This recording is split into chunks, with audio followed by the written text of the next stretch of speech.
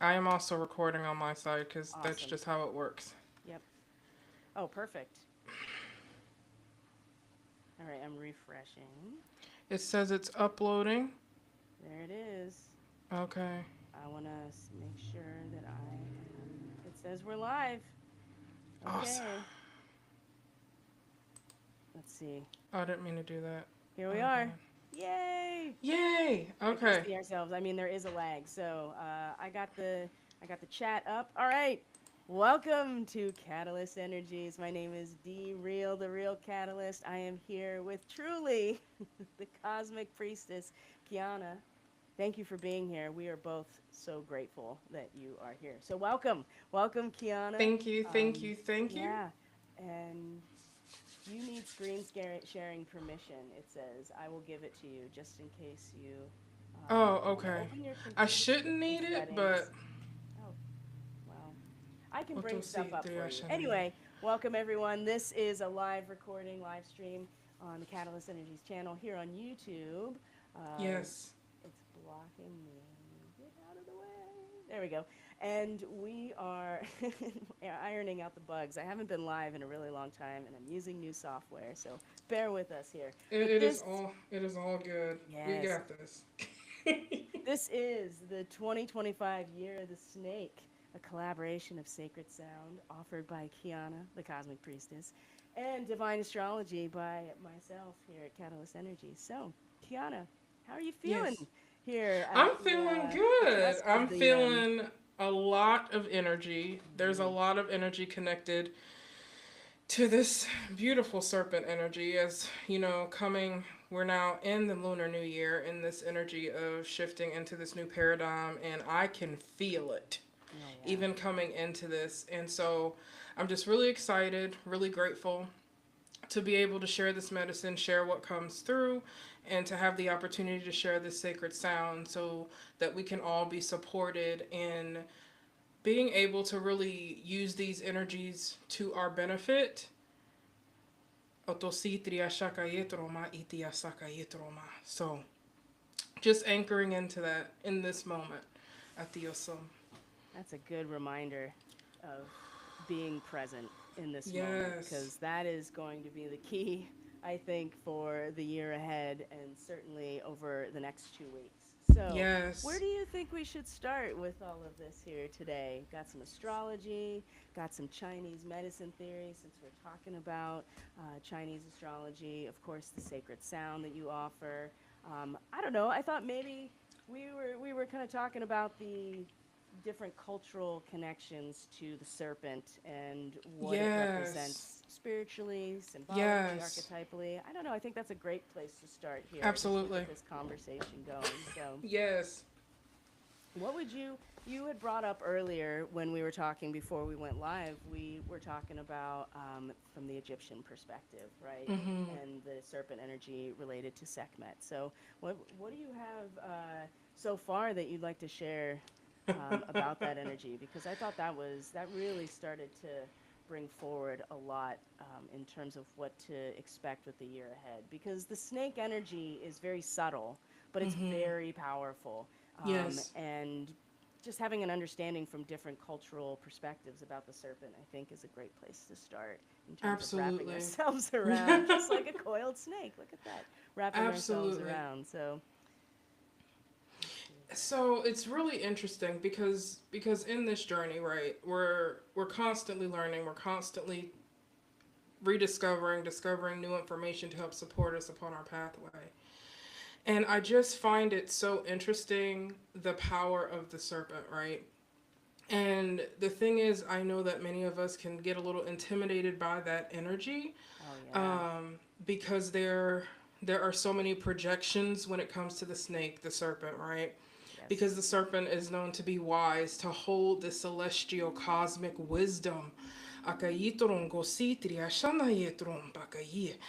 And it's there's such an importance surrounding allowing yourself to come into a deeper awareness and relationship thereof because the serpent embodies such a beautiful energy of the divine feminine aspect of Yes. source. Absolutely.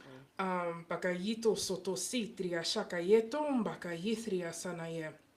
And so, in talking about like the Egyptian connection, that frequency in particular, connecting with Wajet, which who is like the, I guess you could say, embodiment of the medicine of the cobra, right? It's all about abundant life, new discoveries, new possibilities. This process of really beginning to step into a rebirth through shedding, right?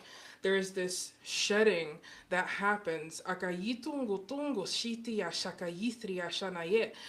the Egyptians believed that through this shedding that truly the serpent never ages, right? It just constantly goes through this process of rejuvenation, rebirth.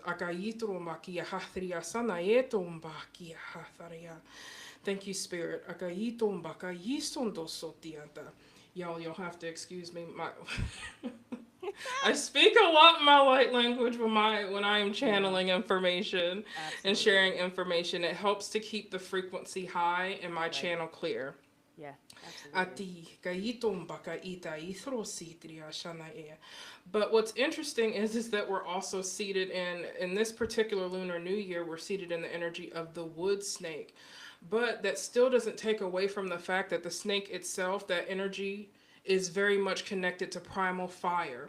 And you can compare it to that of Kundalini, literally like Wajet, this embodiment of the powerful serpent medicine is connected to the primal fire goddess energy.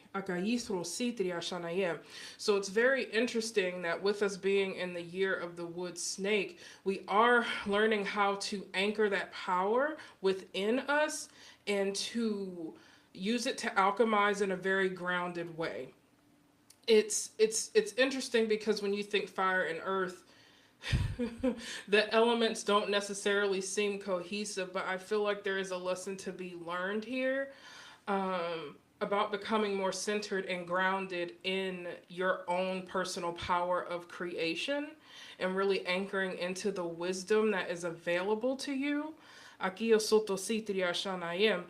one thing that the Egyptians don't shy away from is just how powerful this energy of the cobra is.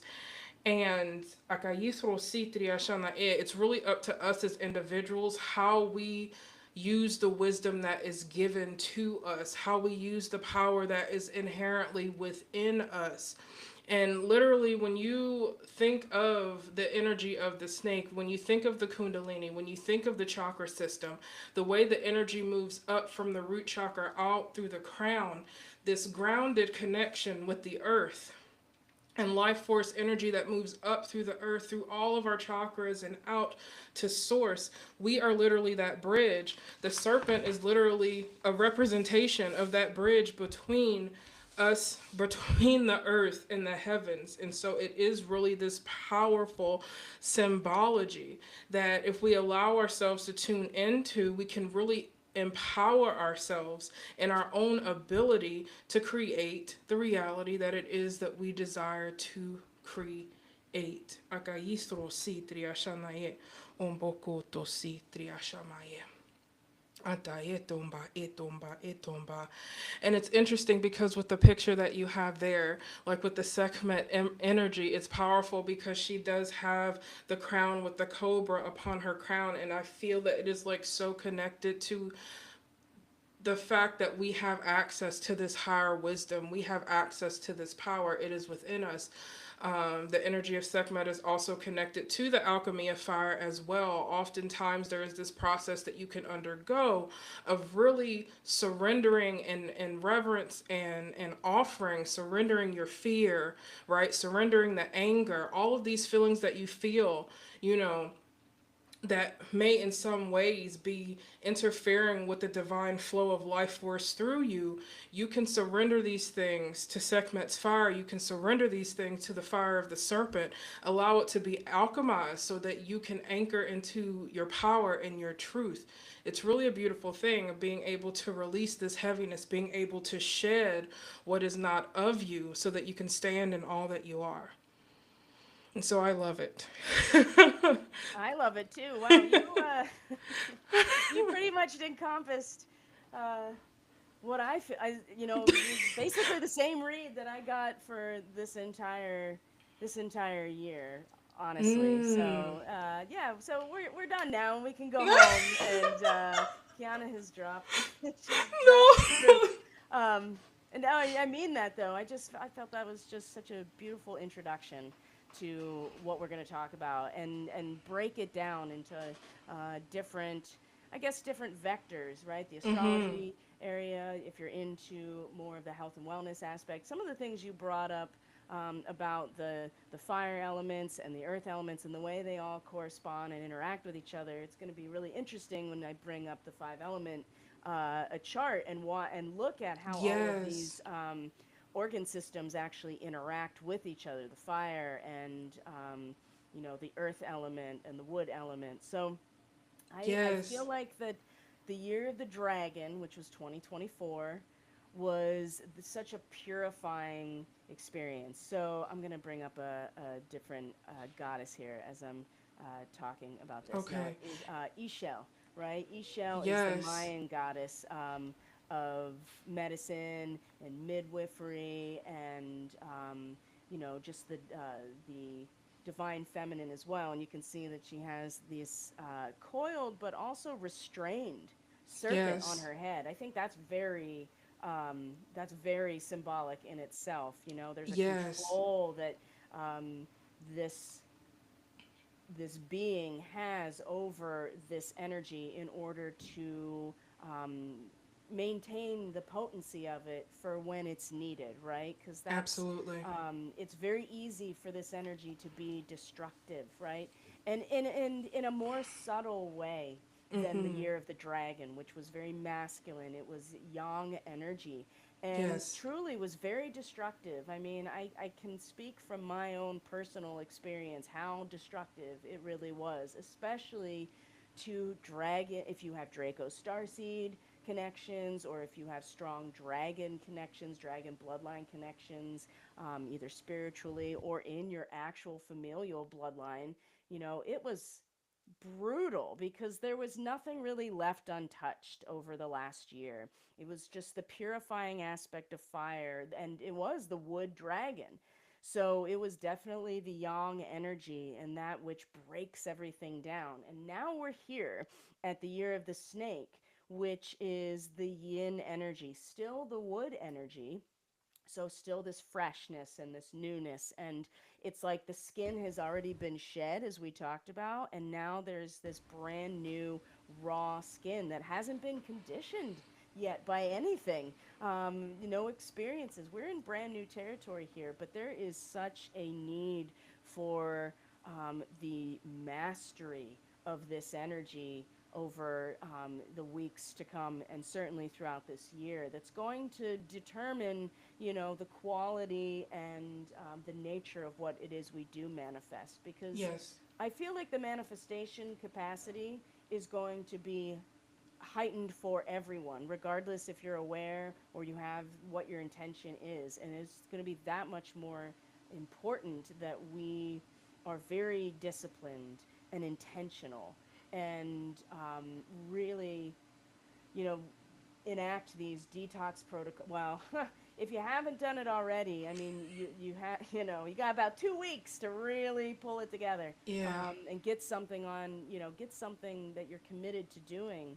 Um, I know for me personally, at Sagittarius season for that full moon, it was, and some of you might remember this, that I had said it is time to do the detox because Ophiuchus was involved in that full moon, right? The snake bearer, the Mm. healer that handled the snakes, the healer that was, and this goes to your imagery about the skin shedding and how it's eternal. It's almost like the Ouroboros, but Asclepius or Ophiuchus, he conquered death through his ability to master the art of healing, right? And the gods of Olympus couldn't have that, right? Especially Hades. He's like, you're going to put me out of a job here if you really are able to do this. And so they had to take him out. But they're like, but you were a really cool human, so we'll give you your own constellation, right? But that energy was very present in November into December, and it was like it's time to do the things like we talked about earlier, to clear the pathways, because Yes. if you are if you are full, if you are, full of toxins, literally, if you are spiritually just clogged up, and Hmm. you have kundalini moving, mm, mm-mm. It is a Yeah. very difficult experience. This is why when people go do things like ayahuasca ceremonies or any type of natural hallucinogenic kind of even a shamanic journey that's not drug related, if you haven't done the proper purification, when those channels open and the kundalini, which is more potent than your standard like chi flow, right? The kundalini Yes. is the next level. It is the thing that you know, modulates, I guess you could say, your frequency, the kundalini moving through, which is represented by the serpent.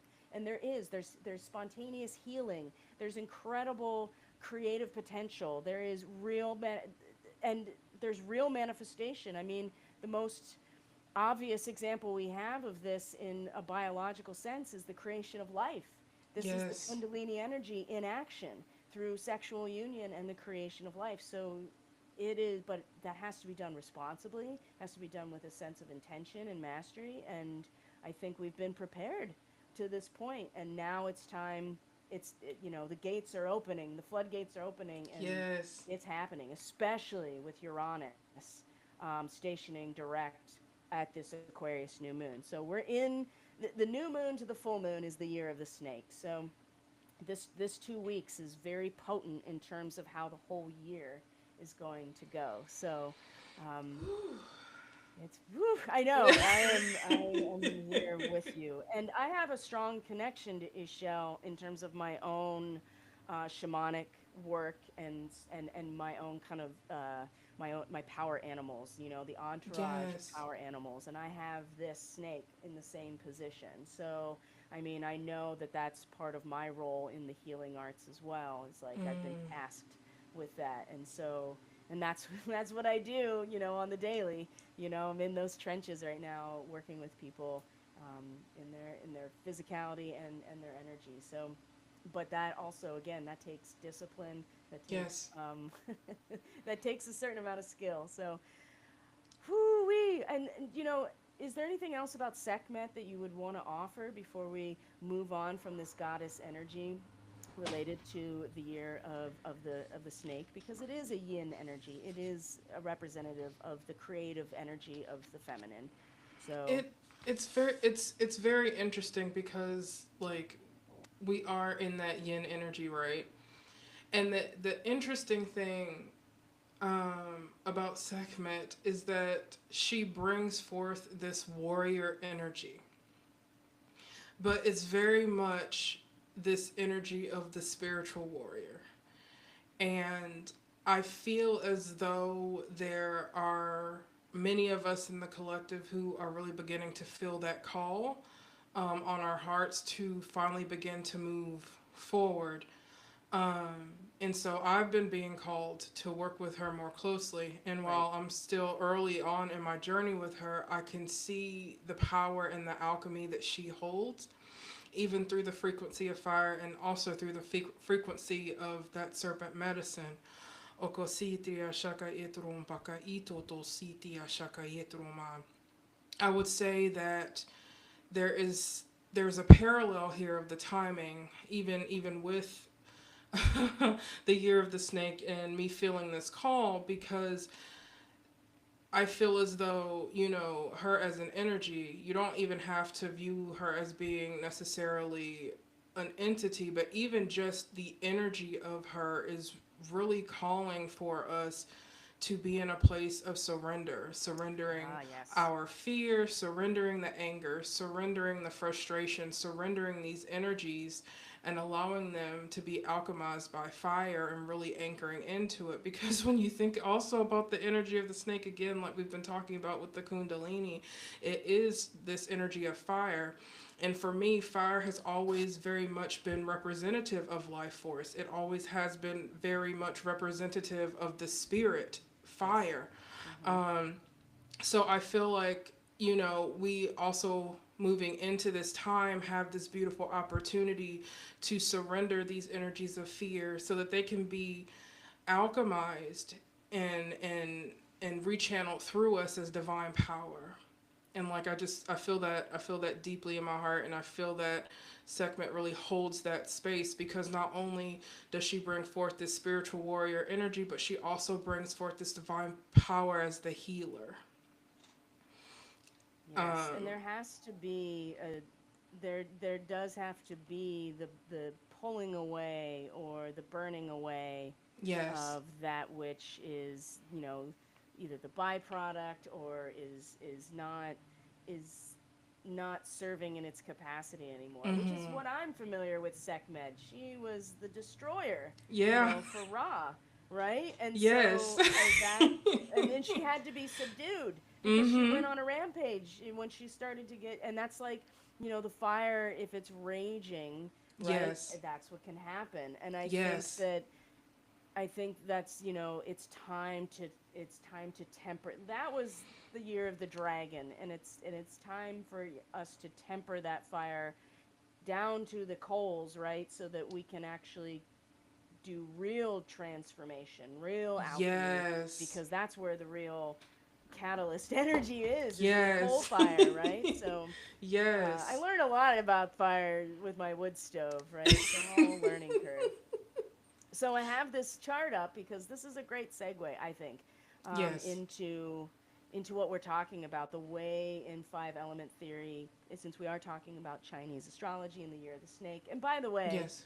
I will say that when we kind of transition more into the astrological conversation, that the Chinese astrology system does have 12 animals, much like Western astrology has 12 houses. And Yes. they correspond to all of the houses. And the year of the snake is the sixth out of 12. And the sixth house is Mm. the Virgo house. It is the house where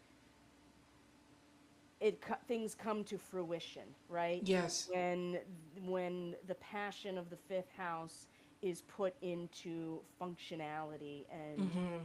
and it bears fruit. And there's something that really sticking with me about that, about this year, and how it's about regulating that energy, right? Right. That kundalini energy can be utilized for incredible creative, whatever it is, right? Actually Mm-hmm. bringing it into form. But it has to be regulated. It has to be, um, you know, in its full potency, just like Ishel, right? When it's coiled Yes. and bound on her head, right? You can't be just like flailing around or, like striking constantly.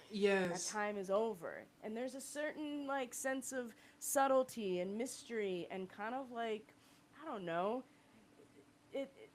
the best case scenario of like the standard snake archetype of being kind of like, I don't want to say underhanded, but you know what I mean, just kind of Mm-hmm. like, just slithering around things and being low to Yeah. the ground, and really just your strength comes from your subtlety, right? And your ability Yes. to kind of blend in, and that feels like a really important part of, like, it's the day in, day out minutia of the sixth house that I think is going to lead to success. So patience, Yes. discipline, that kind of stuff. So, but what I will say here is that the wood energy in Chinese medicine, five element theory, and of course, if you're watching this, you may be a practitioner of these arts. I'm definitely licensed in body work and energy work, and I do have some background in shiatsu. So I do have a working knowledge of how these systems work in terms of the actual body. So, but I am in no way a doctor of Chinese medicine, so don't take me being an expert. However, um, you can see that there's a creation or generative cycle with all of these elements, and then there is a control or destructive cycle, which is in the middle with the pentacle, which is, I think, is really interesting, that that's the Mm-hmm. control and destructive cycle. So the yin, there's a yang and there's a yin to each element, and there's an organ system. And for wood, it's related to spring, it's related to green, which is something you had brought up earlier about the green snake being just relevant in general to the imagery that was coming forward for you. But then you have the gallbladder, which is the yang energy, and then the liver, which is the yin energy of the wood element. And that's really, we're going from the yang energy, because the gallbladder stores and generates and sends the substance to the liver that breaks down the heavy stuff, right? That's what the Yes. gallbladder does. It creates bile and sends it to the liver to break things down. So there is an element of chemical reaction, but the liver is so much more subtle in what it does. It regulates the chi in your body. It is Mm. responsible for purifying your blood, which is where the chi is in your blood. So again, there is this other side of things for this year that is more about regulating the chi. And anger is a normal, healthy human emotion, right? We're Mm-hmm. going to get a lot of that when Mars goes direct at the end of February. Righteous anger, or a place to channel it into fire, which can be passion and joy, right? The Mm-hmm. excitement and thrill of life is fire. Yes. And that energy can be channeled into that, which is what you've been talking about with the fire element. And then from there, it generates into the earth energy, which is peaceful, right? It is peace of mind. It's contentment, right? It's being Yes. grounded. So you can see this cycle, how it can go, but you also see the elements that control or could be destructive in some ways. And uh, the earth and wood, they definitely have this relationship. If the Right. anger is out of balance, there is no peace of mind, right? There's no peacekeeper. There is just the anger that is, you know inflaming things, and then there's destruction, right? So, and in terms of your body and in your own chi, right? If your liver is not if you are over toxified, your liver is going to be overworked, and this is where people run into problems. And if they're holding on to anger that you're not expressing in a healthy way, or if it's Mm-hmm. overexpressed, I mean, these are all the ways that this energy can be out of balance this year. And it's really important that we take our like at the next level detox very Mm-hmm. seriously, because it's pretty clear that everybody around me has been sick for the last month, and including myself. And I had to work very hard to get healthy in a reasonable amount of time with what's going around. And I feel like that I've already initiated my detox protocols months ago, right? So again, how important this year is to regulating our chi for our own health, right? And to stay healthy. And then from there, we can manifest, we can create, we can be of service, in a meaningful way. So, the other thing I wanted to bring up, let's see if I can find it here. Oh, I had this graph. Oh, there it is. This graph just is, if you're more of a graph person and instead of a visual person, it goes through all the characteristics of all of these. Let me make sure this is sharing. It is. So I liked, this is the wood energy, the characteristics of the pioneer, right? Of competitive and liking a challenge. And you talked about having the eyes to see earlier, and that is the sense organ related to wood as well. And again, there's a subtlety that goes along with this, right? With the year of the snake, you have, maybe your peripheral vision maybe needs to be enhanced a little bit. Maybe it's about your inner eye or your third eye that is Yes. sensitive to what it is that you are seeing or interacting with. So I do like the pioneer energy. I feel like we are in brand new territory. Certainly because Pluto's back in Aquarius now and hasn't been there since the American Revolution, basically. That's Yeah. pretty powerful.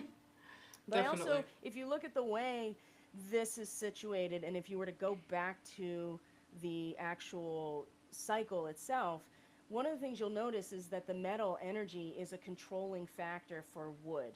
And you can see that that's connected to not only lung and large intestine, which are huge detoxing organs as well, but it's the alchemist, just like you talked about. That Mm. alchemical, that mastery of dealing with contention within ourselves and Yes. turning it into something else creative and brand new is essential for this energy. Because if you don't, that's where we're going to, run into lots of problems in terms of the liver and detoxifying and people's anger, really just turning back on ourselves and Right. making people worse off, to put it lightly. I mean, there's a lot of Mhm. ways this can go. So that's my five element theory spiel, just to kind of bring in, more the health and wellness. It's all connected, of course, but if Yes. we're going to talk about Chinese astrology, they certainly don't separate the metaphysical from the physical. They're the same thing, Yes. and as you can see by just looking at this chart here. So, um, Donda. yeah, And it's interesting because as I'm looking at the chart and it has spring as the season, in the collective reading that I did this morning, spring was a very focused time, a time that Spirit said would be important for us as a collective, especially us out here fighting the good fight, for a lack of a better term. yes, For a lack of a absolutely. better term. Hmm. Um, and it's interesting because with you talking about even like the from like the full moon on, like it confirms a lot of what I was receiving this morning about how important this time is and what you were saying about the detox, which Spirit was talking about, where do you need to invest your energy, where do you need to plant the seed, because the seed needs, you have to sow the seed in order for it to grow, correct? You have to nourish it, you have to take care of it, you have to, again, build that discipline, do what you need to do in order to grow, right? And so there is this really powerful season that we're moving into now. So there is this need to also trust yourself, trust the subtle signs, trust what feels good to your body, trust the little pings and intuitive hits that you get, because even though it may not necessarily make sense in the moment, know and trust that you have this deeper connection, you have these intuitive hits for a reason. And so this is also going to be a period, I feel, of learning to trust yourself, um, Absolutely. really becoming stronger in your sovereignty, allowing yourself to really think bigger, allowing yourself to see things from a higher perspective. This Everything that is going on right now is allowing us the opportunity to really anchor back into that sovereignty, to anchor back into our power. So the spring season, especially that coming up again, just feels so resonant in connection with the wood element. I can't hear you. Wait. Okay, sorry. I was Okay, I muting can. my mic, just to not have background noise. Anyway, I was saying that, it's not every year that it's a wood element year. So to Mhm. have it 2 years in a row is, and to have it both be like, they're basically the dragon and the serpent in Chinese astrology. They have the same energy. They're just, corresponding but opposite energies of yin and yang, of the reptilian energy, basically. Mhm. Um, I I liked what you said about having, yeah, the seed has to be sown, right? And there's it's very easy to stay kind of in the safe, you know what I mean, in the safe zone, or do Yeah. the same thing over and over. And one thing I will say, even since this new moon,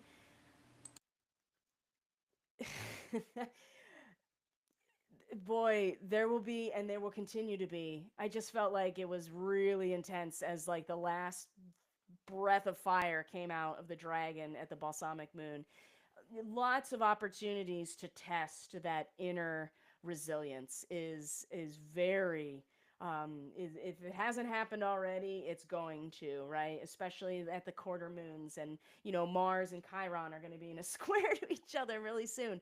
So those types of things are going to come up, and they are going to test yet, and they're going to be like, where does that, do I have a sense of inner security and resiliency when I'm pushed, when I'm challenged, right? When the drama attempts to pull you back in, especially with Mars and Cancer. I mean, it's so freaking dramatic. It's hard for us Aquarius people. I'm not gonna lie. If you're Aquarius, Sun, Moon, or Rising person, um, Cancer energy is very difficult. And I say that as a Cancer rising person. It is my dharma to Plug. to which is exactly to your point about trusting your intuition and being able to listen to your own inner wisdom, because there is going to be so much noise, and there continues to be so much noise inner noise, outer noise, astral noise, other people in your life and their stuff, all the noise. It's going to come in and it's going to pull you out of your center. And so I am so grateful for so many things, even the most horrible things that have happened this year. Sorry, I'm going to get emotional. No, safe They space. have they have deepened my gratitude for God and the divine creator so much, because you just realize how close you are to spirit when you are forced to surrender and drop to your knees just by the sheer intensity of the experience, right? Whether it's a Mm-hmm. shedding, a purification, whether it's out of joy or sorrow. That's what the dragon really did. And it just deepened, for me, it deepened that relationship so much that I feel very not, I feel confident but not cocky about Yes. my capacity to navigate the next year, and really trusting, like, because I'm starting to see, so I mean, I read for other people all the time, as do you, so that part's easy. It's when Mm-hmm. it's the stuff for ourselves that we tend to second guess or not listen to. And I've just been realizing, sometimes with really difficult lessons, like, wow, okay, I was actually spot on with what I was feeling. Mm-hmm. Sometimes you can't articulate it. That's the skill that you have to learn, right? Yes. You don't have to learn to be intuitive as a human. What you learn is the language of God speaking Yes. to you, or the universe speaking to you. So that's going to be a big part of this year, I think, too, as you were saying, like learning to trust that, because it's so potent and so strong with the serpent that, again, we really aren't going to have any choice. It's going to be people's choice whether or not they're listening to that, their Yes. own inner wisdom and that guidance that's coming through. And it's not going to be obvious, it's not going to be obvious. I mean, in some cases it will be, I think. But some people, this is going to be the first time they've ever even really started really listening, because they've Mm-hmm. kind of hit their wall with everything else. So it's going to be really, uh, it's not going to be boring, that's for sure, but it's going to be subtle. And I think it's going to be very, I think, kind of getting down on the ground and just making your way through, or just like riding the rapids, it's just going to take you. So Mm-hmm. it's best to put your energy into that process instead of getting distracted by everything else that's not happening right here in front of you. Right. Whatever it is that you're trying to and you want, right? What brings you joy? Because that's where you have to channel your anger. And why you're Yes. regulating your chi to begin with, right? Is what's your joy? What's your passion? What Absolutely. brings God into your experience in relationship in that moment? So, I know it's a so do lot of you want? energy. What do you think? Should we move into some astrology?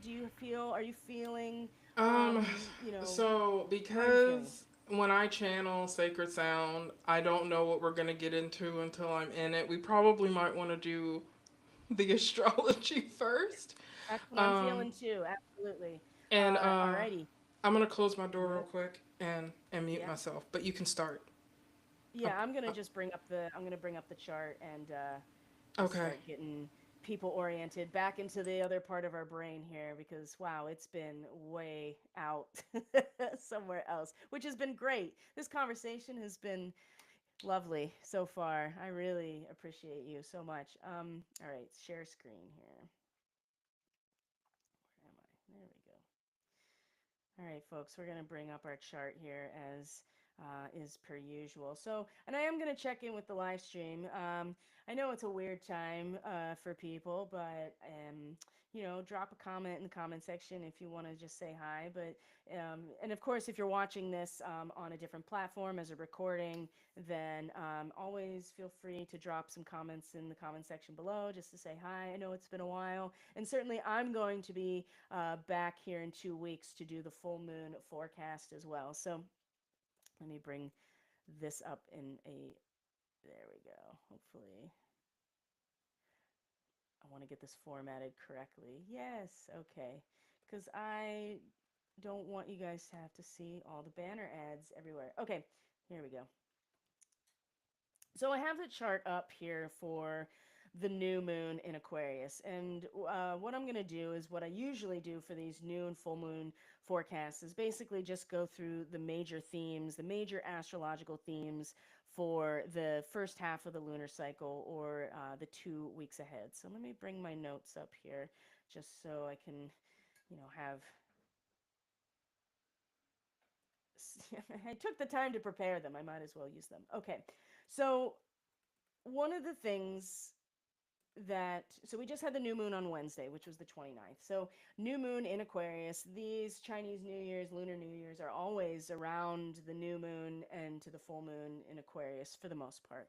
So I use the Sabian symbol language, right, in my astrology. So I thought that would be really important to point out what the Sabian symbol is for 9 to 10 degrees Aquarius, because this new moon and this 2 weeks is the celebration of the Chinese New, or the Chinese New Year, the Lunar New Year, the Year of the Snake. And so these 2 weeks are really setting the tone, I think, for the year ahead, right? And so getting an idea of some intention, not only for this month, with the new moon energy, but also how that's going to ripple out, kind of like the eclipses, right? They just ripple out, or your own solar return, for instance, right? It ripples out throughout the year. So much like the snake is going to be coiling, right? It's going to be coiling, and so it's coming back around to the same position, but also in a different position in space relative to where it started. And you see that in all kinds of imagery, the cosmic egg that you talked about earlier, right? And the other is the caduceus, right? The symbol of the healing arts in the Western world is the snakes wrapped around, the coiled around the staff, like the double helix of our DNA, right? And so there's that, and then of course the Kundalini spiraling as well. So that's all part of this like the new moon energy. So what really stuck out to me was the degree itself, and it's basically from the source of the Sabian symbols, right? Mark Edmund Jones and Elsie Wheeler. The phrase was a popularity that proves ephemeral, right? And the idea here is that there's a difference between archetype and the actual person, or a celebrity that we know on the screen and the persona that they show us and who they are as an actual person. Much like Aquarius represents the entire social organism, for instance, and Leo represents the individual human heart and experience, right? They are linked, they are in contrast, but they are also inextricably linked with each other. You need one for the other, but there's a distinct difference between the individual human heart and the entire cardiovascular system of society, right? And so the sun is at its weakest in Aquarius. The sun is the ruling body of Leo. So that's something also to keep in mind at this time of year. That individual sense of creative expression is very weak when it has to do with the entire system, right? Because we are all impacted and impacting the collective consciousness all the time. So oftentimes what I have found in astrology is that when a planet or a body or a luminary is at its detriment, or is in its fall position, it's not weak, it's not in its place of rulership or familiarity, it tends to overcompensate. And of course, something like the sun, which represents our ego in expression, it's very easy to do that. And so some people are going to double down on their archetypal nature, which uh, this whole energy of popularity proves ephemeral. People that rely on, or parts of ourselves that rely on the positive reinforcement from our audience, from our community, from anybody that we're surrounded by, sometimes we have to be tested, in order to prove to ourselves where our real worth actually stands, which is in the individual experience of the human heart, right? The passion and joy that is representing our connection with spirit. So if we're relying entirely, which a lot of Aquarius people sometimes do, relying on the feedback of the audience exclusively for our sense of self, this is going to be a difficult year, honestly, and definitely a difficult 2 weeks. And so we have to learn to deal not only with other people but ourselves as we are, and not projecting onto others or ourselves as screens, right? It's good to be idealistic, right? And having that praise and that approbation, which is the key word of this degree, having that praise and that, a sense of notoriety and people going, well done, you're doing the right thing, that's really important. But if that's determining our sense of self-worth and driving and motivating us, it's not going to be an easy year for people. Does that make sense? I mean, did you feel anything there that's resonant in terms of what you've been receiving, and what, your general I read before I move on? Well, honestly, yes, but it resonates with me for so many reasons because my son is in the 12th house. Oh yeah. So for me, this is it's very resonant, and I feel like it's one of those having to learn how to see the value within yourself. It's just everything that you are speaking is resonant.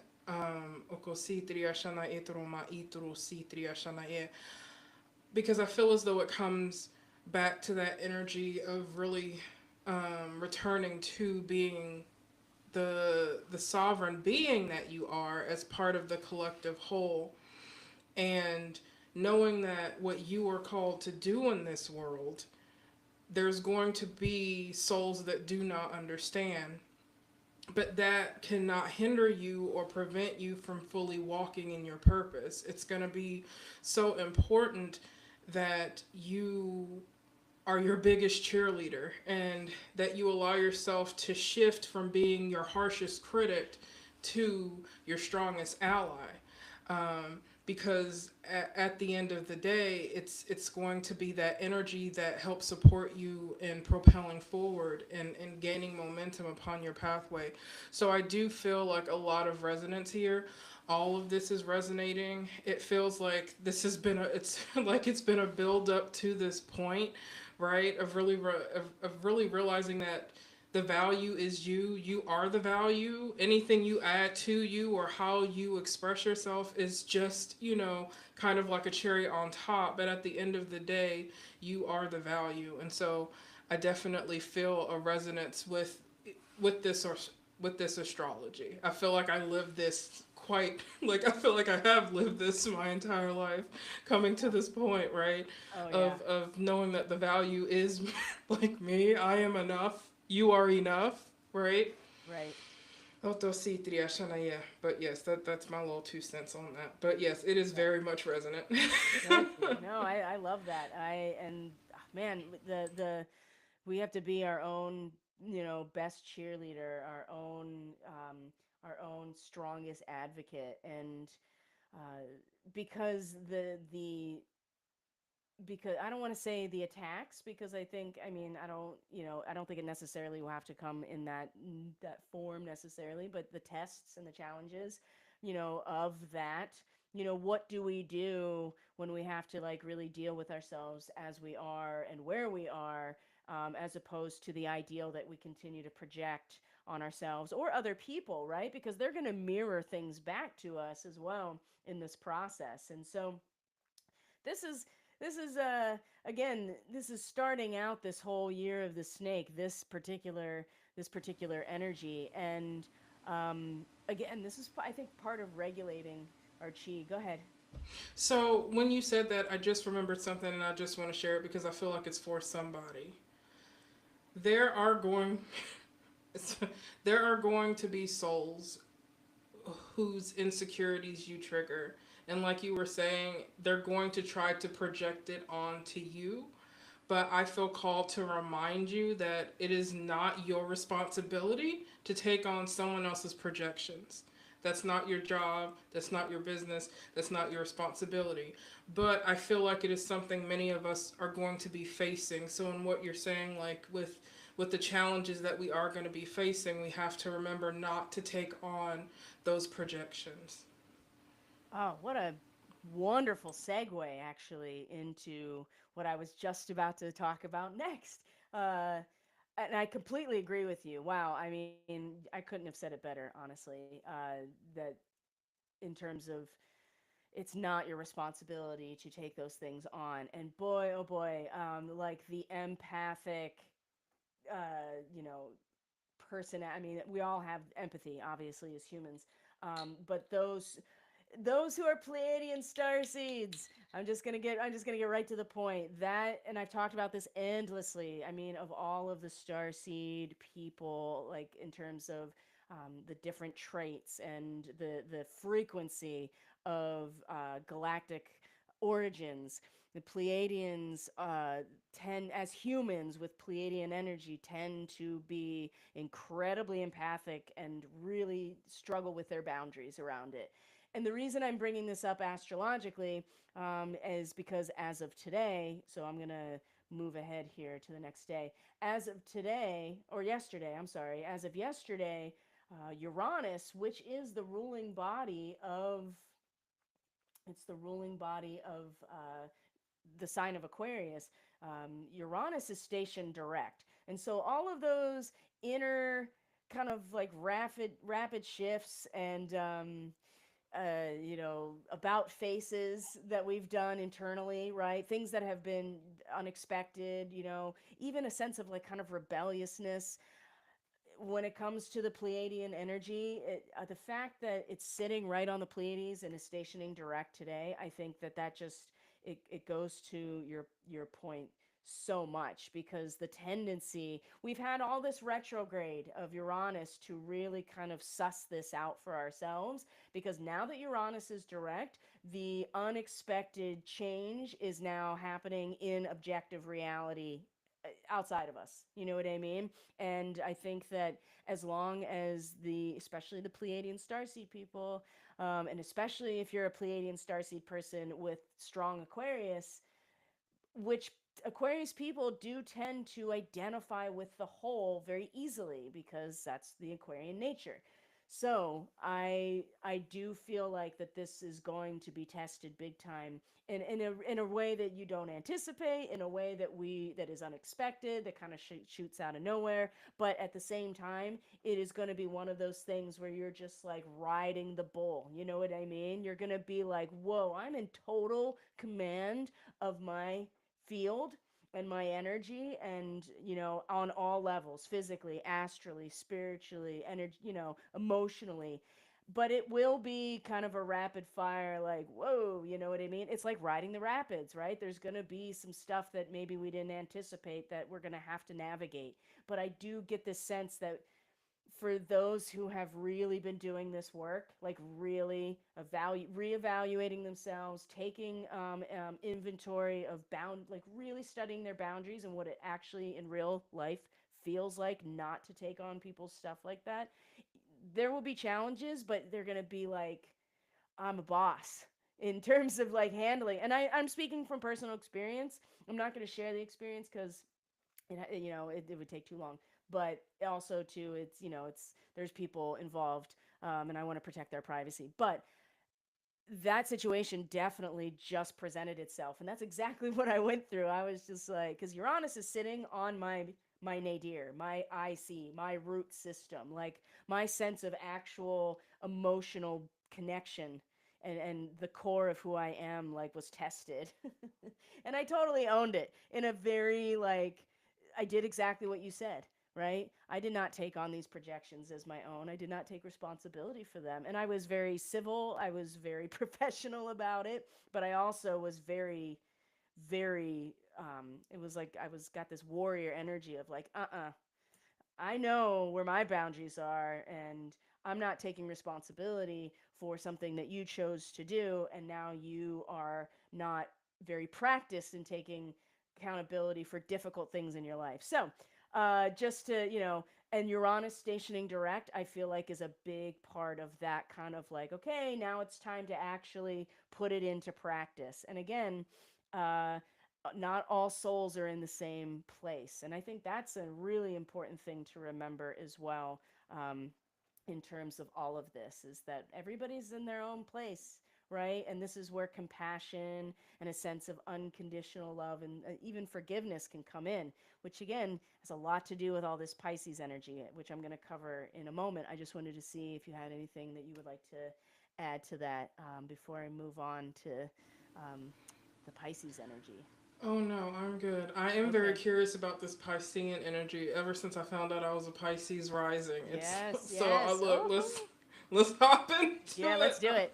Okay, so this so we're still in this new moon period. We have the Aquarius new moon. We actually had Mercury and Pluto conjunct in 2 degrees Aquarius, so that just like adds to the intensity of like the mental power and energy to persuade ourselves, to persuade other people, but in a positive way, to really like get our point across, and to really again, this is about developing inner security and a sense of resilience. We can't control things that happen outside of us, right? We really can't. This was a conversation I just had with my mom today, actually, strangely enough, and I was just like, when people really discover that they actually don't have any control over things outside of them at all, really, that's when the real power comes. And so Mercury and Pluto coming together like this, I think just kind of like allowed us consciously to be like, okay, I can do this, right? I can wrangle this power. I can take advantage of these opportunities where things happen that I have no control over,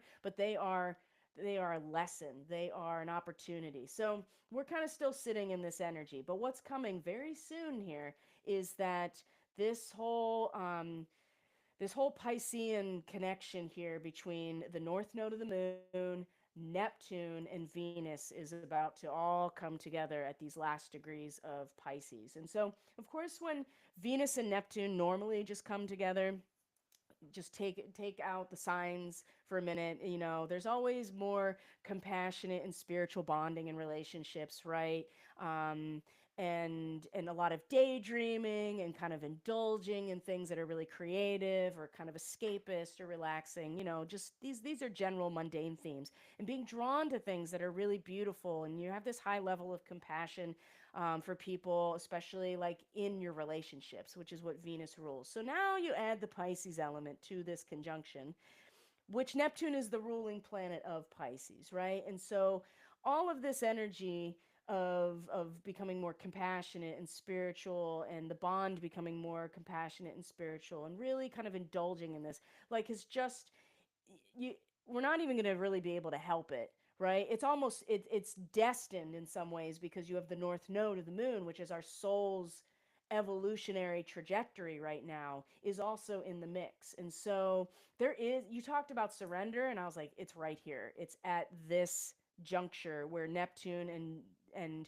Venus come together, and then the north node, they're all conjunct. And this is happening pretty much right now, but is going to be exact, coming into the weekend. And I feel like that this is such a moment of just, this is that moment to really indulge in that, in whatever it is that you want to create from a very spiritual perspective. And maybe it does require you to just kind of relax, right? And just surrender to the flow of whatever is going on in your life.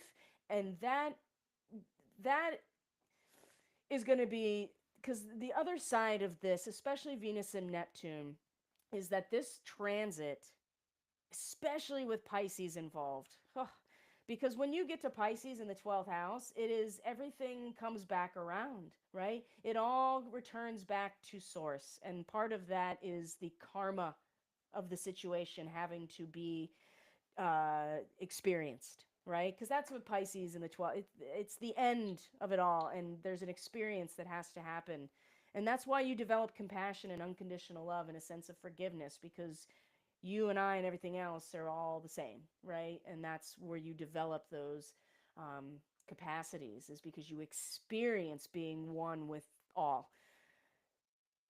This transit risks an incredible amount of disappointment with what has been not only cultivated but harvested, right? Especially if you have not accepted the harsh realities of something that has truly been negative for you. And this is going to be very difficult because it's also part of the soul's journey for this situation to come around and come to fruition for some people. And I see this a lot in people in my orbit, um, especially people that like in more my professional life right now. I mean, and certainly my personal life, but the thing is, my personal life has given us such tragedy in the last year that we've had no choice.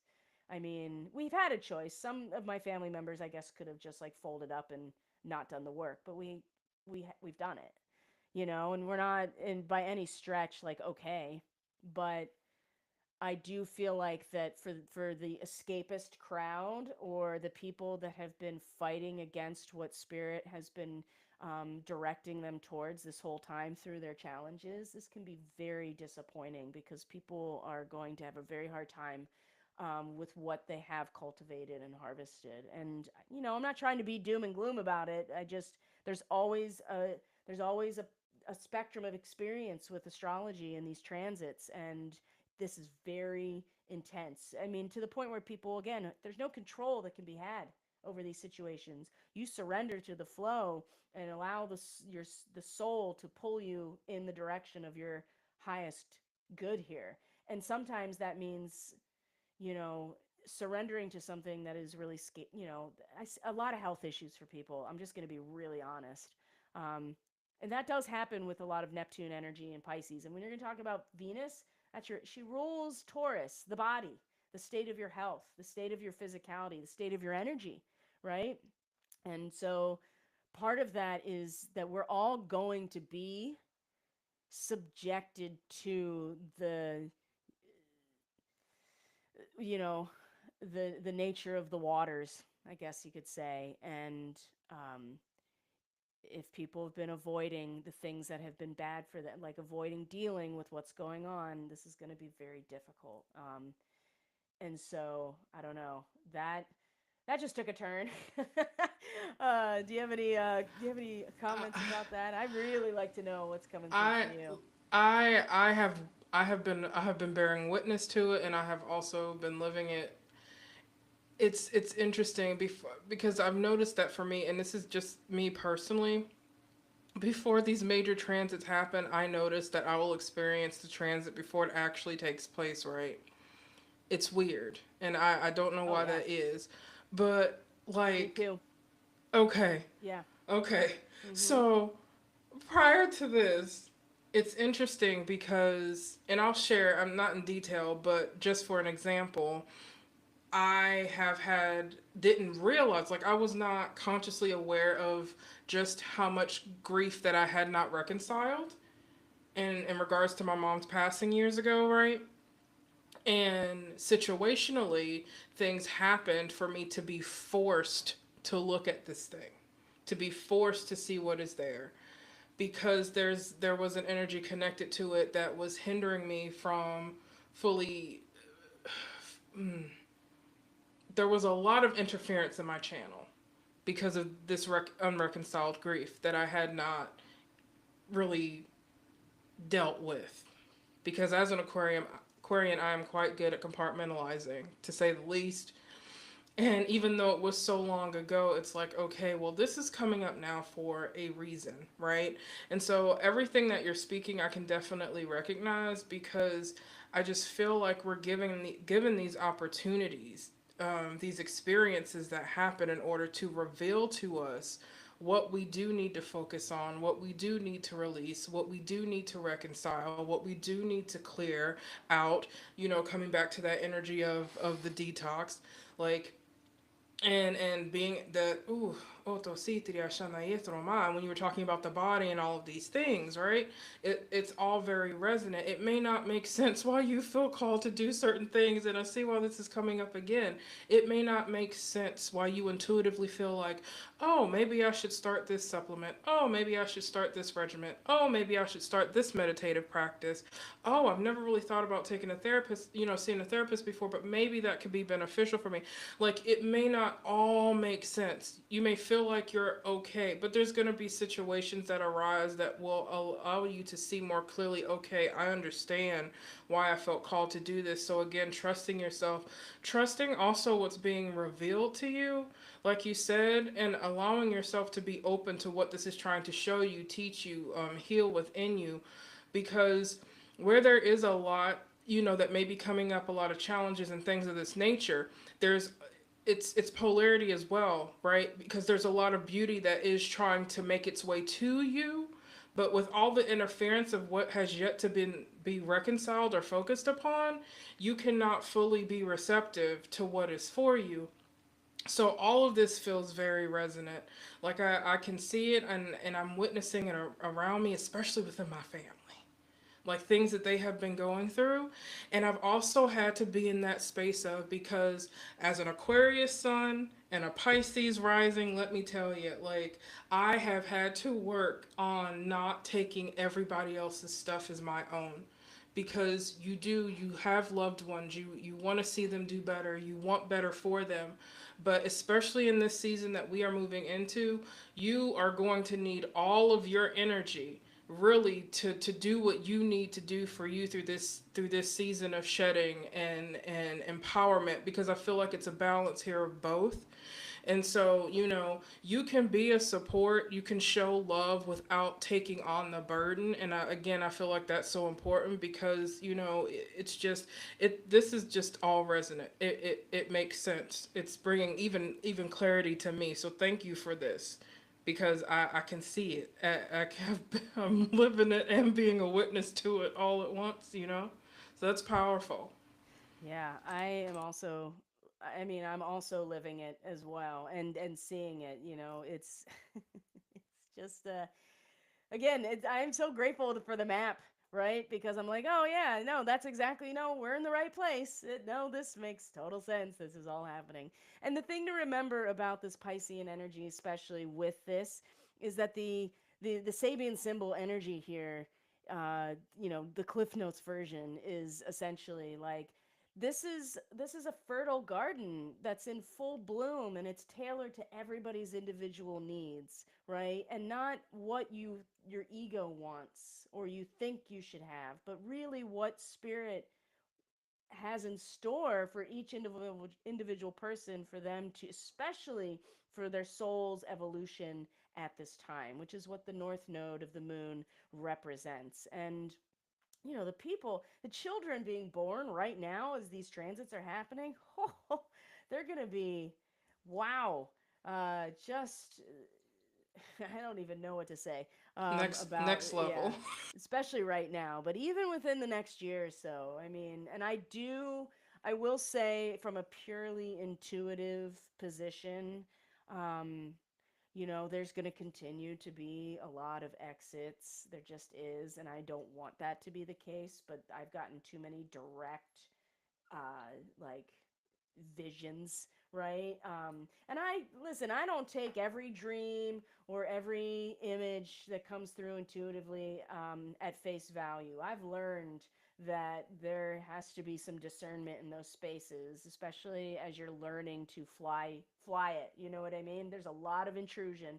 There's a lot of manipulation even at that level. So I've learned, that not every dream I have is like, that's going to happen, right? A lot of it is just, you know, uh, playing off of your fears in order to get you to put that energy out into the world. So that's a different conversation. However, uh, I do I have learned to we've talked about this. I'm pretty sure, like the quality of certain dreams, and what it feels like, what it looks like, what I feel like when they're happening, to understand, like, okay, there's actually information coming to me um, that I'm meant to have, that's for the betterment of myself and humanity, right? And unfortunately, there will be more exits, and it's going to be very shocking for people, and it's going to be part of this Piscean energy that's going to be happening with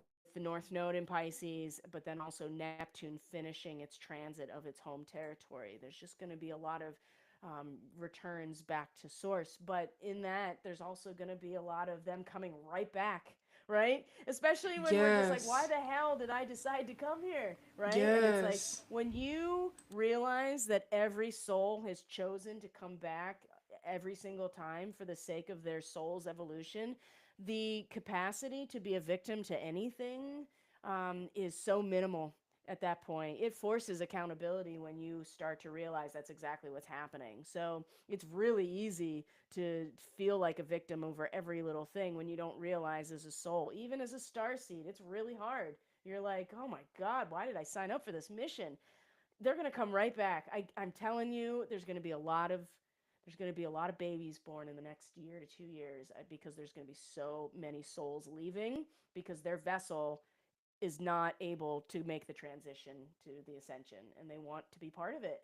And the kids that are going to be born, they definitely are going to be primed for I feel that.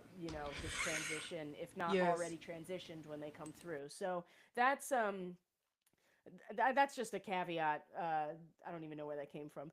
But you also talked about being worthy, being enough, and Venus coming into Aries this week is going to be a big part of that, I think, right? Because Venus represents also worth and value, and especially our own self worth and value, and the value and worth of whatever is meaningful to us in a very visceral and tangible way. So, yes, income and material possessions and our safety and our security, but also relationships, right? The projects that matter to us.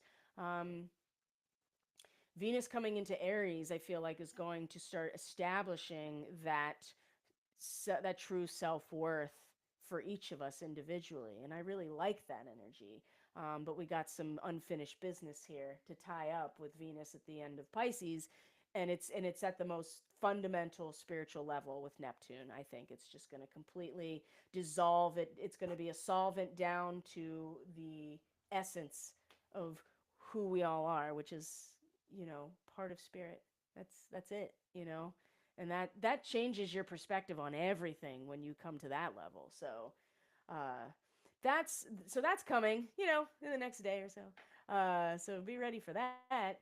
And then beyond that, though, we start to get into the Jupiter stationing direct on the 4th.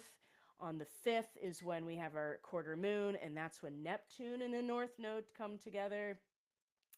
And there's some smaller transits, between now and the 9th that you could get into, but I would say that Jupiter stationing direct on the 4th is another. Things are going to start moving quickly, like they already are, right? We already know that they are.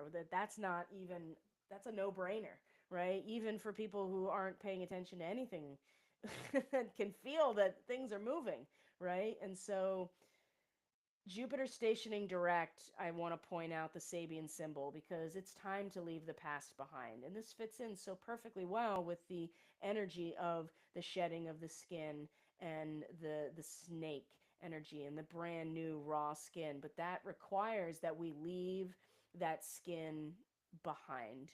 Um, and I think that's really important to just kind of be aware of and to give some attention to, especially because it's going to be part of this Jupiter stationing direct, right? We're going to start expanding on new ideas, and there's that pioneering energy coming back around with Jupiter and Gemini. So, granted, Jupiter in Gemini is at its weakest, and so Jupiter's already full of hot air and bombastic, and it's all kind of like big ideas and big picture, but not necessarily details. But in Gemini, it is details. And I think we've had this retrograde time has been very, people I think have been very reconsiderate. They've been reviewing. They have been more conservative about what we think we know, right?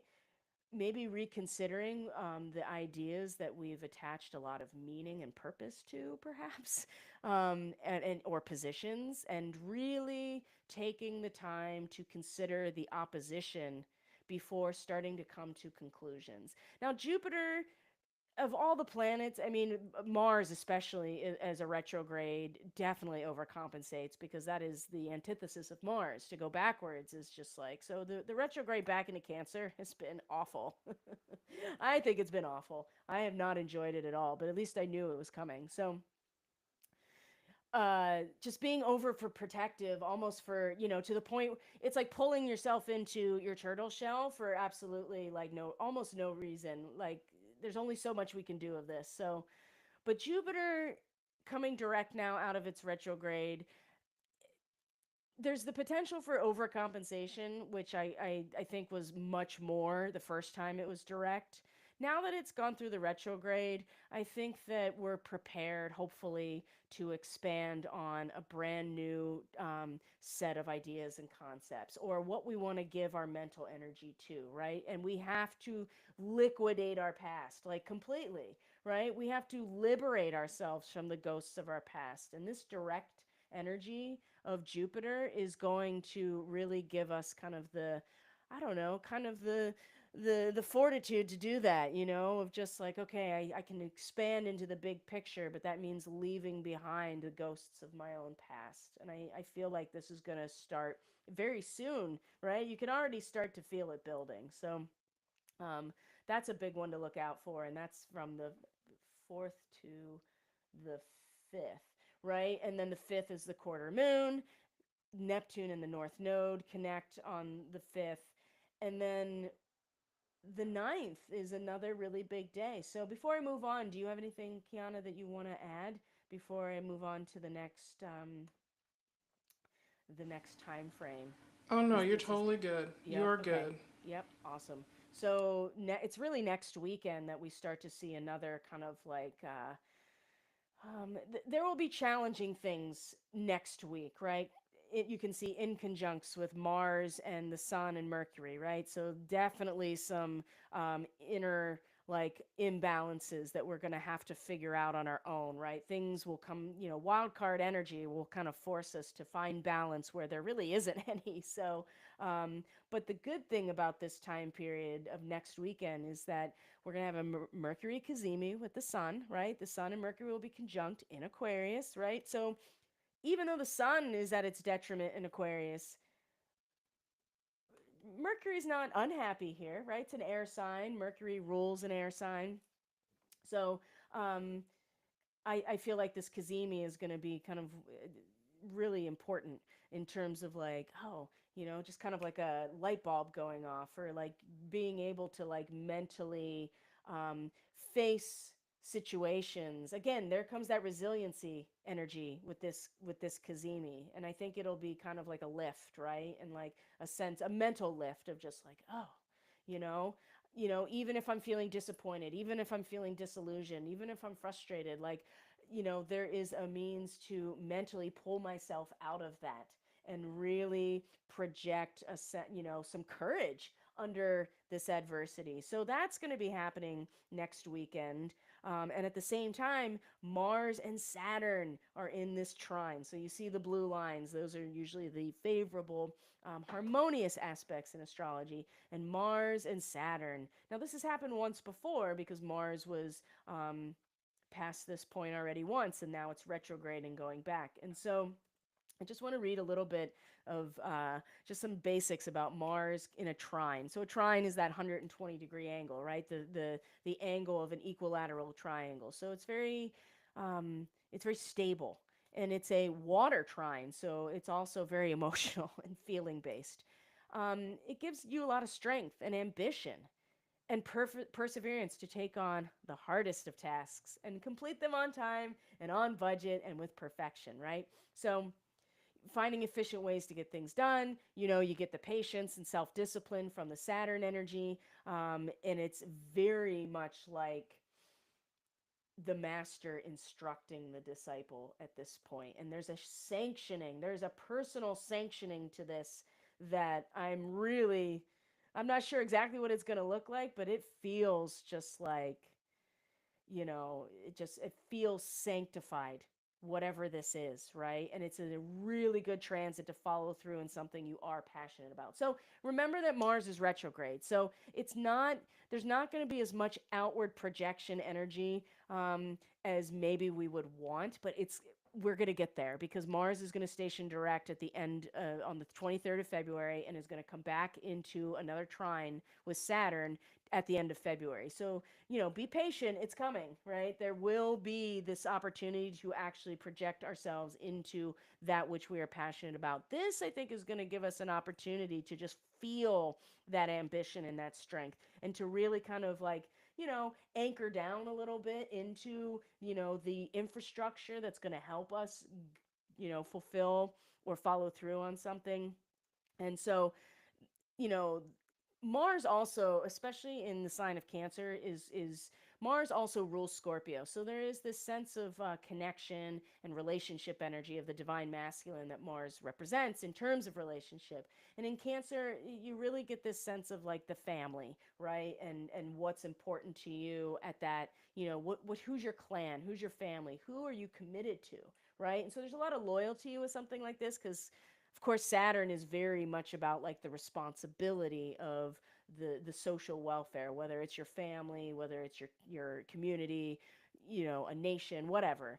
The idea here is that there's devotion and loyalty that is really gets an kind of a boost here with this type of transit, and there's a certain dedication and dependability that actually becomes kind of attractive here. So this is a great time to legitimize or consecrate a partnership, and between that and um, this Mercury Kazemi, I think that wow, there can be some real commitments made here, and a reestablishing of those relationships that are already strong and committed. Um, that are going to be the aspects that allow us to, to face adversity, right? Our resilience comes from our strength, amongst each other and in our relationships. So, and also things like practical results in like business and finance, real estate. This is a good transit to really consider, I think, maybe not act on it yet, but maybe get your ducks in a row about an investment you want to make, right? An investment in your future, an investment in a relationship, something that is long-standing and committed. And it could be, I mean, it could be financial. With the water energy, though, it feels much more emotional commitments, but it could be very much like real estate if we're going to talk about Mars and Cancer, right? I mean, again, home, the place where you feel at home. So this is a good time to lay those foundations, I think, or at least to consider those foundations. Maybe not act on them yet, but to establish within ourselves, those situations, relationships, those partnerships that really are stable and that we want to commit to. I think that's next weekend is going to be really good, I think. Um, and then right after that, of course, Mercury is going to square Uranus. So, I mean, immediately we're going to have all this change, right? And so we get this day of like, hey, we can really do this. And then right after that, Mercury squares Uranus. And, all of a sudden, like the tempo of life speeds up. And there's a very unsettling feeling that we have to catch up on something. And so there's could be a lot of mishaps. There could be, you know, misunderstandings, right? With Mercury square to Uranus, because you have Mercury, which is the individual consciousness, Uranus, which is the collective consciousness. They're in a square, right? They're cross purposes here. But this also gives you an increased ability to like view things from a different perspective. So this is also taking advantage um, of breakthroughs and original ideas that you would have never considered had this contention not presented itself with this particular upset, right? And it could be like upsetting news, right? An interaction that is completely different than what you're used to, that kind of throws everything off. That could very easily happen. I would say in this situation, avoid making a spontaneous change, right? Agreeing to things on the spur of the moment. It's one thing if you've been planning something and this change might change the dynamic of those plans, to be open to those things, but I would really recommend that you don't just go with something unless you are very clear with your discernment and your intuitive channel, and you know when spirit is talking to you and they're like, no, don't think, just do. I don't get that sense because the sun is going to square Uranus right after this. And in fact, this is the perfect like capstone here because the full moon itself is going to be right after this and in a T square with Uranus. And so whatever's coming, whatever is on the docket here in terms of this full moon, number one is going to be highlighting our capacity to basically walk through the desert with everything we need, right? It's like a camel going through the desert. But this T square with Uranus at the full moon, I feel like it's going to um, really test that, right? It's going to really test that. We're not gonna see it coming, and if we are, there's nothing we can do to stop it. There's gonna be elements about it that we can't control or even anticipate. And again, it's going to go back to that Pleiadian warrior energy of like, all you have control over is yourself.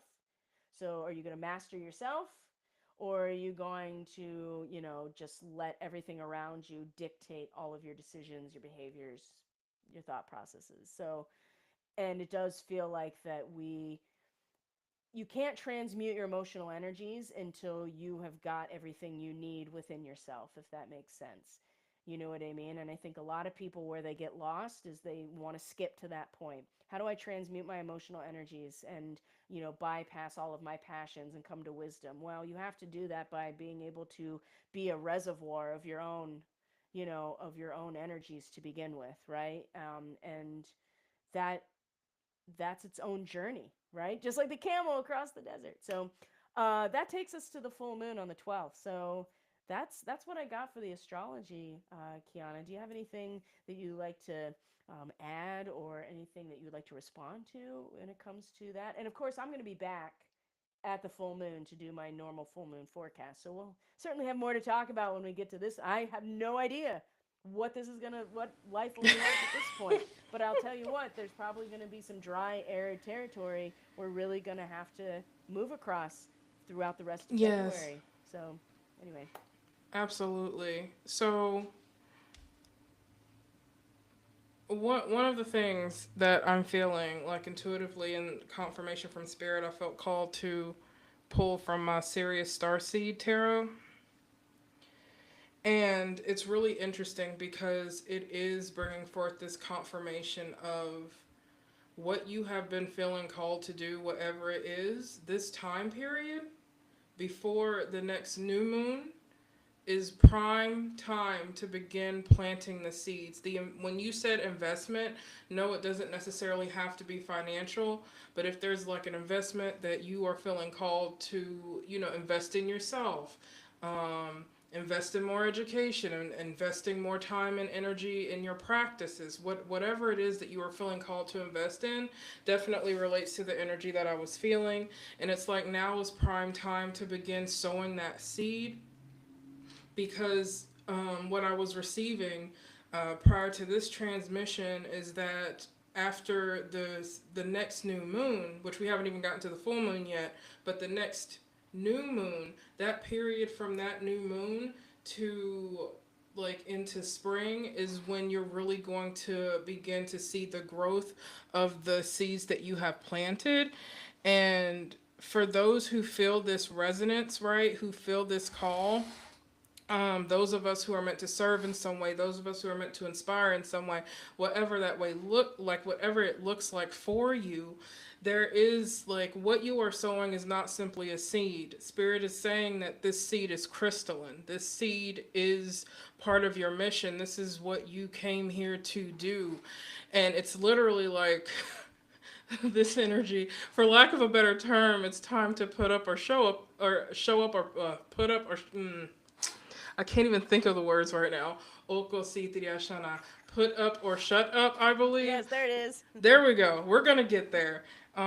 Guides are a little sassy, but we're gonna flow with it, because we are like, this is a season of empowerment. And so like with everything that you were saying, Denise, like the this is a time where we have to source the power from within. And it's just going to be so important. And it's also important for you to know, I feel like this is a message of reassurance that needs to be said here, is that this crystalline seed that you are planting that is in divine alignment with your calling is divinely protected. It is your choice on whether you want to sow the seed or not, but should you choose to do so, know that despite all of the things that are happening around you, the chaos, the stirrings, the frustrations, the anger, the fear, all of the things, beyond all of that, this is crystalline. And when you step into your purpose, know that this is divinely protected. This is divinely held. This is crystalline. There is nothing that is going to stand between you and walking this pathway if you so choose, because this is all a free will choice. You always have a choice on whether or not you want to anchor into this, right? But I strongly feel that those that feel called to this message for that reason, that you are here to anchor in this beautiful gift in whatever way that it manifests through you. This seed that has already been planted within you, you came into this lifetime with this seed. Now it is time for you to begin to breathe life into it through intention and trust, so that it can be made material. um, and again, it is a choice. It is all a choice. But I have also the Merkaba wanting to come up here. You are There is protection here. It's not to say that you're not going to feel all the feelings. It's not going to say that you're not going to go through challenging times. It's a reassurance of knowing that you will make it through that and rise above it. So that's what I have to add, in regards to the astrology, and it just feels extremely resonant. It just feels extremely resonant. Well, that's good. I'm glad that that's the case. I mean, what else? Why would I, why would I be doing any of this? Um, from a personal standpoint, um, based on some of the things that you and I personally talked about this Yes. year, I really appreciate that message in particular. And I think a lot of people can, I suspect I'm not the only one, because there's been a lot of fear about that particular pathway, Hmm. and very real fear, and being able to parse out what is something that you have to really be, do your research, do your homework, Hmm. understand and calculate your risks about whatever it is you're doing. That's really Absolutely. important. But and being able to feel the difference between the projection or the fear from my own mind, right? Yes. The voices from outside that immediately go to the worst case scenario about things Yes. and want to project that onto you because Hmm. they don't trust themselves about anything, or because they haven't learned, right? I mean, this is a Yes. lot of unlearned, or this is a lot of learned helplessness Yes. culturally, Hmm. that we're dealing with. And so that's been very difficult to just, boy, just stand in witness to with other Hmm. people, and trying to be compassionate, not trying, but working towards compassion towards those who are at a different level, and knowing that other people are well more, they're so much more practiced at it than I am. So, Yes. but there has been a lot of fear, and you have to be able to pull, your reassurance has to come from so deep within you that Hmm. nothing can shake it, um, Yes. at all. And it's not unrealistic. You're not being delusional. You're not lying to yourself. You are trusting that, into the deepest intuition, right? You're trusting the language of spirit talking to Hmm. you that is saying exactly what you said, right? That this is protected. This is Hmm. that, when you decide to step into alignment with your highest self, with your soul's trajectory, it can't be anything but protected, Yes. right? It might not look the way that you think it should look, Right. right? And your plans for it might not be what actually happens, but Hmm. that's less relevant to the situation than really trusting. And I just Absolutely. appreciate that message so much, because even just having you share that insight, it was enough. I just felt kind of this extra sigh of like, I know that it's okay, right? I know, Yes, I do, deep, deep down, but like, I'm just a human too. We all are. And we're exactly. so influenced, especially the Aquarius people and the Pisces Yes, people, right? Like, we are just so, especially those signs, just so like just plugged into the collective. And so, yes, we got to be like Professor X when he puts on Cerebro, right? Like, you right. can't be completely. You have to be a master at Mm-hmm. your psychic channels, your ability to tap into those places without like identifying and taking it on. So Yes. that's we have a lot. We still have a lot of work to do, but now it's like student teaching, right? We have to It go is. out and It literally is. It's we like have to go learning out and as do you it go. now. Like, Yeah, like absolutely. learning through action, learning through the actual practice Right, at this point, absolutely. you know. Yep. Yeah. So whew, that's all I got in terms of my offerings today. You're the snake. I don't think I have anything else necessarily to offer. Nothing that you out there or me or Kiana can't research ourselves. You want to Yeah. find out what your Chinese animal is. It's very easy to find based on your birth year. You can find. I will say that my Chinese astrology from last year, like a really mundane and basic read that I got on a free website about my. So I'm a horse. That's my Chinese astrology animal. It was very accurate for last year for me and my spouse. And so when I read, what our projections are for this year, I'm so much more in tune. I was like, "Oh yeah, I already see that. It's already Mm. I already see the template for that is already unfolded." And I'm like, Yes. "Wow. Oh, I guess I already picked up on that too." And that's what you were saying. You're like, "I'm living the astrology before it's even happening." And I will Mm-hmm. say many the other people have definitely reported that to me just over subscribers and clients that I work it Yes. with, and in different ways, dream states, their intuitive messaging system, like, just there's a lot of us who pre-wave a lot of stuff. Mm-hmm. And I don't know if it's because we're just more sensitive to the frequencies and the geometry of things, or if there's kind of like this, you pick up, everybody kind of picks up on things. Actually, I had someone say to me, and they might be in the chat actually. Oh yeah, Oh, I Janet didn't is even know I there. could look at the chat. Oh, that's okay. That's on it's on the YouTube channel. Oh, Um, okay. yeah, Oh, that's I can okay. see it. No, there is a chat actually. If you should be able to go to a chat function on your side of things and go to the live Oh, I stream see chat it. and I look see at it. it. Yeah. Hi.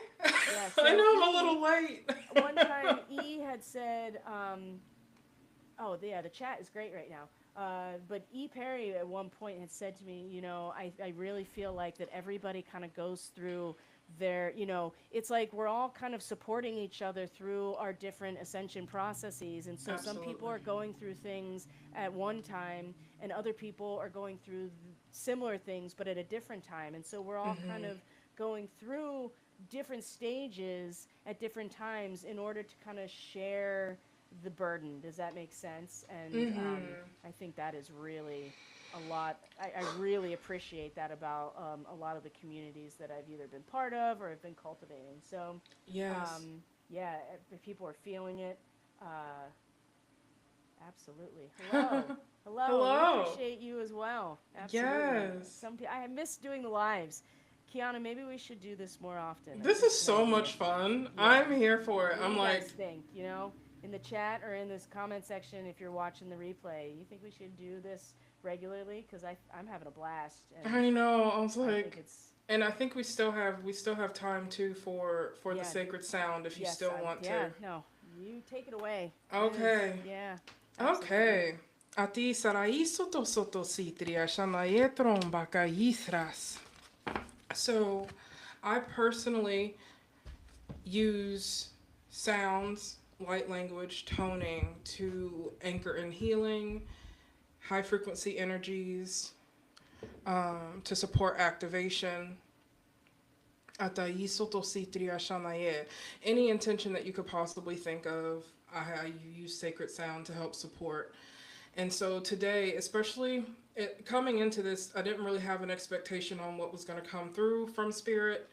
But I'm really feeling called, especially with everything that we talked about, is that there's a sacred sound that desires to come through to really help support balance and peace of mind and heart. So we're going to be focusing on clearing the upper chakras especially, and grounding into our root so that we can come into a place of safety and security within.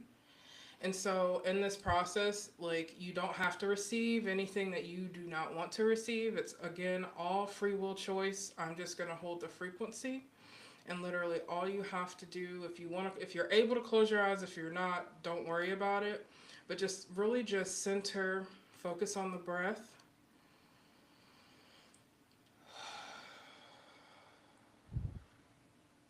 Going to take a deep breath in through the nose, out through the mouth. Deep breath in through the nose, out through the mouth. And we're just going to receive in this moment divine light, establishing crystalline grid of protection around every soul who receives this transmission.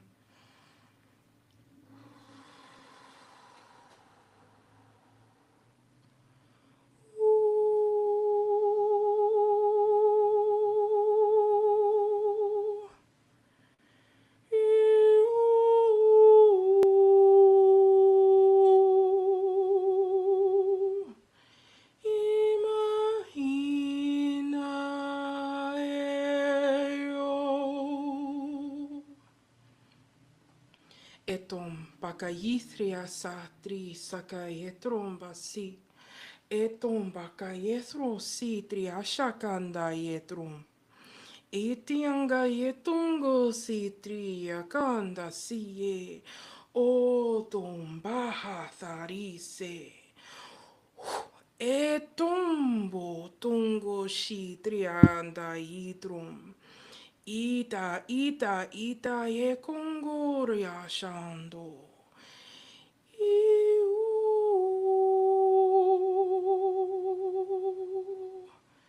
Iu.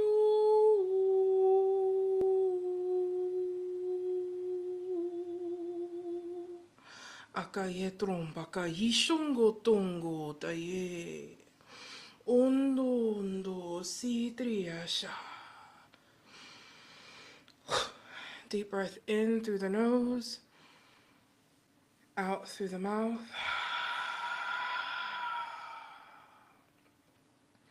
Deep breath in through the nose and out through the mouth.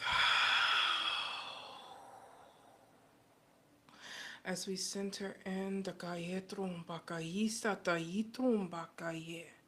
We know that we are rooted in divine Mama Gaia, beautiful Mother Earth. Know that she holds us in this moment. And know that you are always divinely held. We speak and clear any and all interference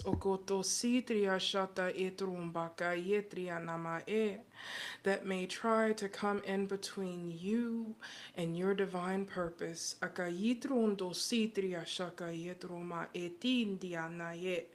Know and trust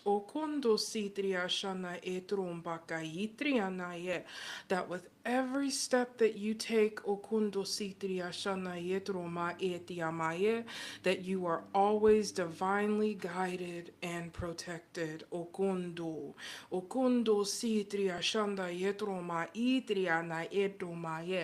We want you to know that you are being prepared for divine transformation. Know that you are going to be awakening to aspects of yourself that you never even knew were there.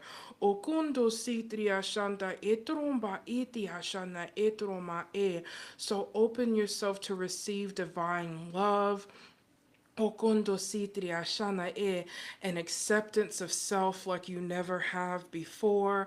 Akaitri ashanda etungu tusi atiata yetungu. And know and remember that in all things and in all ways you have and always will be enough.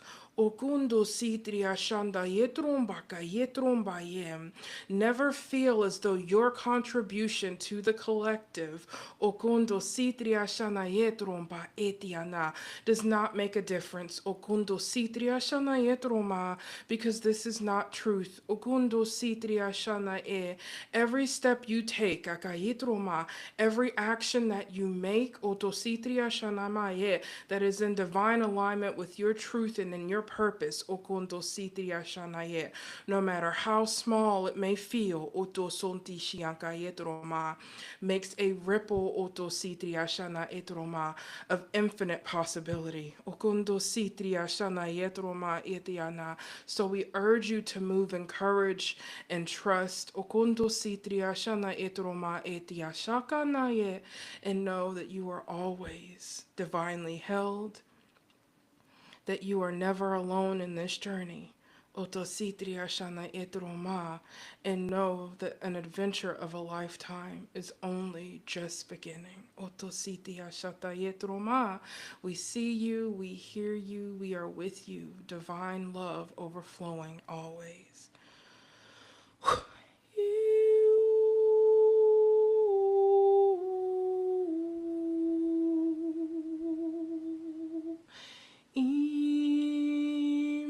Ima hino.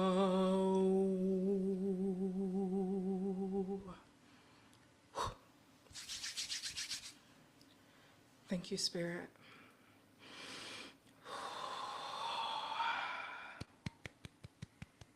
And thank you, Kiana. Of Wow. course. Of course. Woo! Look at, I mean, my hair is reflective of just having. I have a case of Wow. the giggles a little Woo! bit. I love this part. The the spirit the spirit intoxication.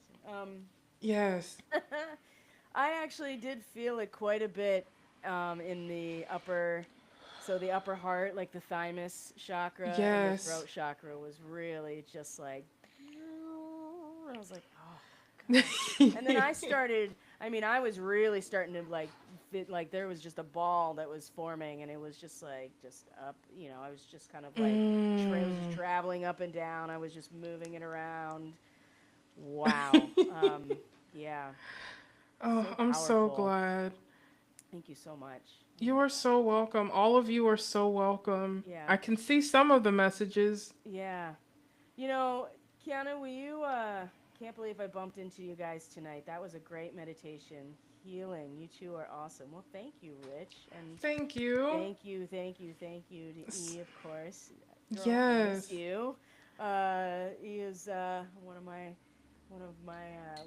of my clients, but also one of my good friends. And Aw. out actually on the West Coast. So, you guys are way closer to each other than Oh. I am. So we can talk more about that later. Yeah. Kiana, how can people find you in terms of Oh, your I business and your practice? I am all over the place, so you can find me at cosmicpriestess.com. That's cosmic with a K, priestess.com. You can find me on Facebook, Instagram, and TikTok at Okay. thecosmicpriestess.com, cosmic Yeah. with a K.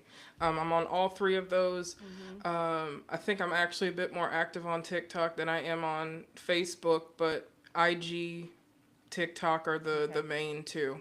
Cool. I will, you know what I'll do is I'm going to add that information into either the description box for this video, regardless of Okay. where it's at, or a pinned comment or something. That way Okay. people can, I are you forgot. offering, are you offering services, right I now? am. My Okay. services are in transformation right now, but I haven't changed anything on the website, so it's still like all of my services from last year are still available for booking. Awesome. Awesome. So that's still a thing, but there is a lot that's changing. I'm bringing Yes. sacred sound more into my Yes. offerings, so Excellent. it's gonna shift a little bit, but Yep. it's still available. Wonderful. All sorts of things, and I Yep. forgot I'm on YouTube too because I'm not as Right, active as right, I want right. to Yeah, no, be. I haven't seen You know? anything from you in a while in that space either. But you're right. I forgot actually. I was like, oh yeah, you're on YouTube as Yeah. well. Folks, do yourself a favor if you have not gotten a reading, a channeling, or energy work from Kiana. She Aw, is my go-to person. thank you. Other than my, yeah, other Look, than you're my myself. go-to for all the astrology, Yeah, like, well, and have certainly. been Well, for and if you're on this years. channel, you already know how to find me. So I am making some changes to my Subscribe Star offerings. I've really streamlined some things. So if you do want to support my work, because I do the new and full moon forecasts, and of course I have a ton of services for astrology readings, intuitive readings, and then energy work on my website. But I am shifting some things around so that people can support me through Subscribe Star. And the tier system is going to change, and like my offerings are going to change a little bit. I've really had to scale back in terms of the subscriber content, mostly because I have a day job.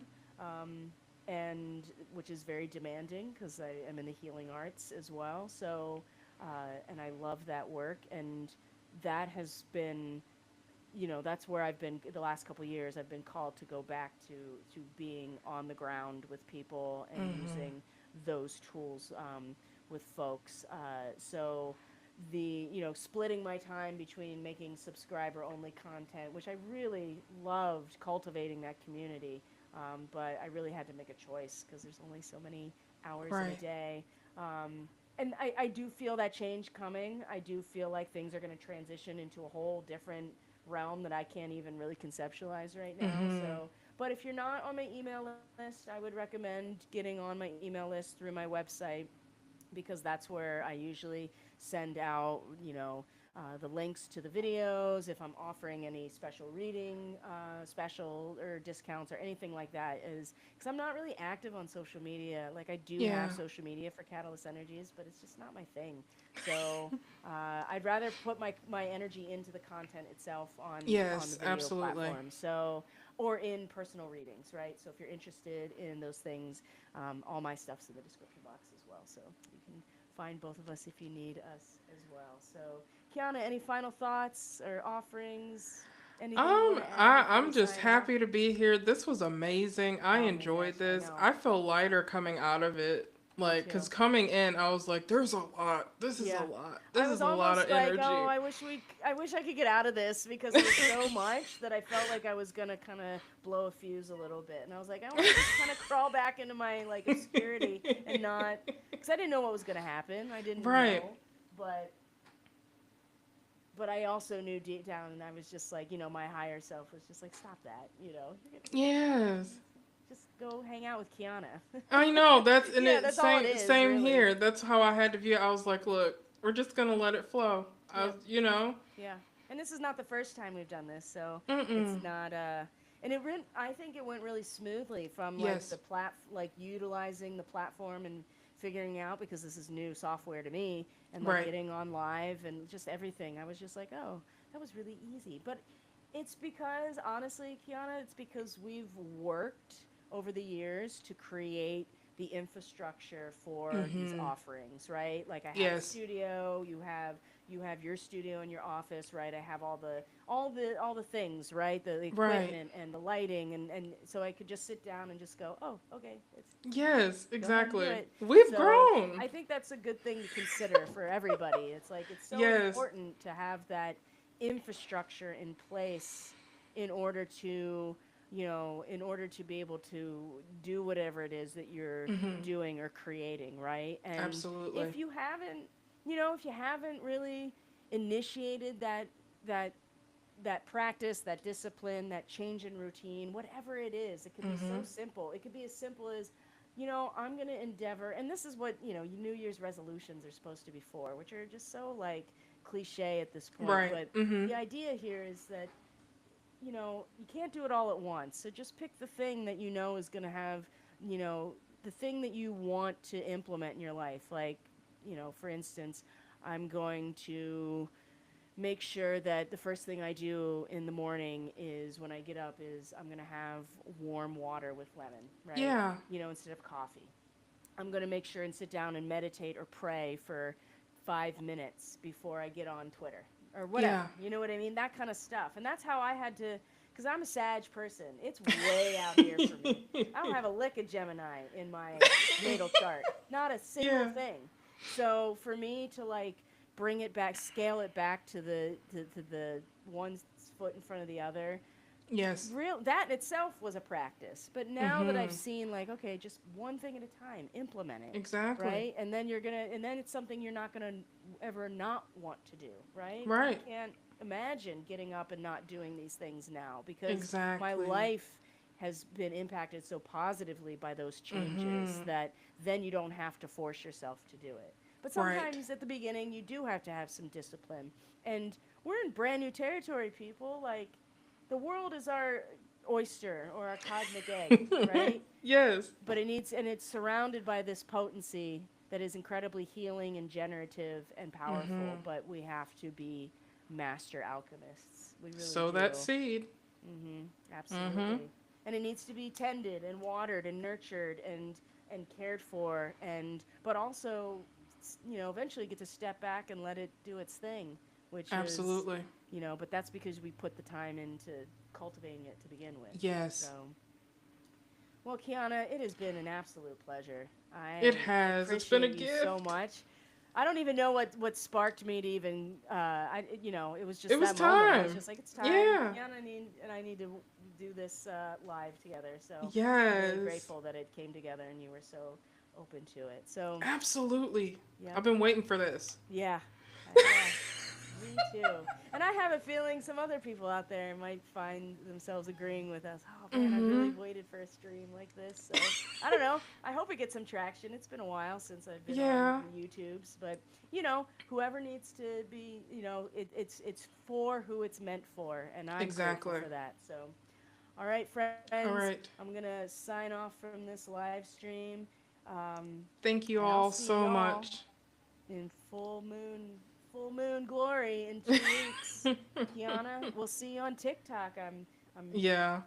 very A much lot. hoping. I don't use Yeah. TikTok, but I should get on there just so I I can mean, I see post you. So, regularly on TikTok. Yeah.